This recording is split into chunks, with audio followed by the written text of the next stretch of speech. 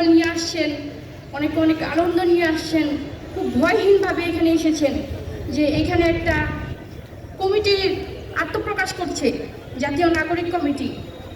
কিন্তু 1 মাস আগেও কিন্তু এত ভয়হীনভাবে এখানে রাজনৈতিক কোনো সরকার যে স্বৈরশাসক ছিল তাদের কোনো ঘোষণা ছাড়া, তাদের কোনো আন্দোলন বা কোনো সমাবেশ ছাড়া এরকম ভয়হীনভাবে এইরকম একটা কোনো আয়োজনে কেউ উপস্থিত হয়েছে পারছেন কিনা আমার বিশ্বাস হয় না কেউ উপস্থিত হতে পেরেছেন।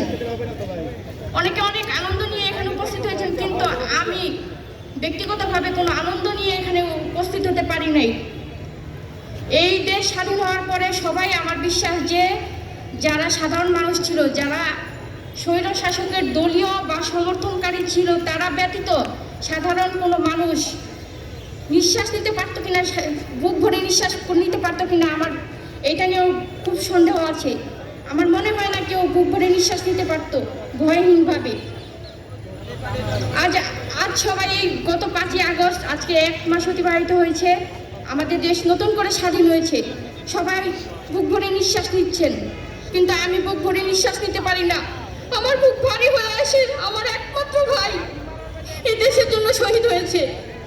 যেদিন 5ই আগস্ট দেশ স্বাধীন হয়েছে, সেদিন সবাই খুব আনন্দ নিয়ে গণভবনের দিকে রওনা দিয়েছে, সবাই খুব উচ্ছ্বাস করছিল, সবাই লাইভে আসছিল।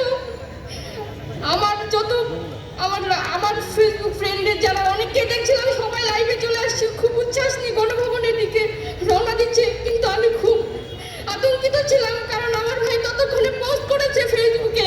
ওর শেষ পোস্ট ছিল যে আশুলিয়ার থানা পুলিশ আত্মসমর্পণের, দেশ স্বাধীন হওয়ার পরেও আশুলিয়া থানা পুলিশ আত্মসমর্পণের ঘোষণা দিয়ে গুলি করেছে।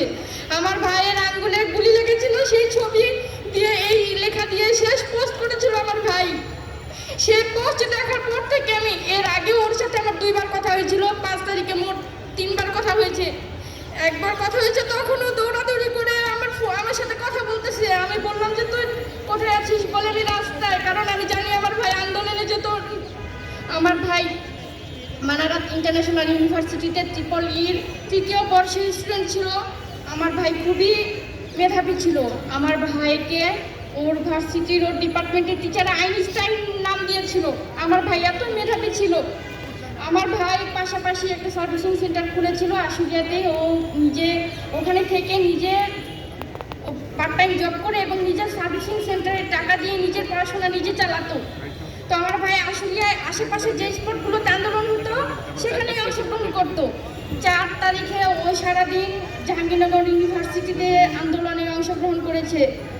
রাতে ওর সাথে আমার দীর্ঘ সময় কথা হয়েছে। তারপর ওকে আমি বারবার বলেছিলাম সাবধানভাবে আন্দোলনে যেহেতু অংশগ্রহণ করতে।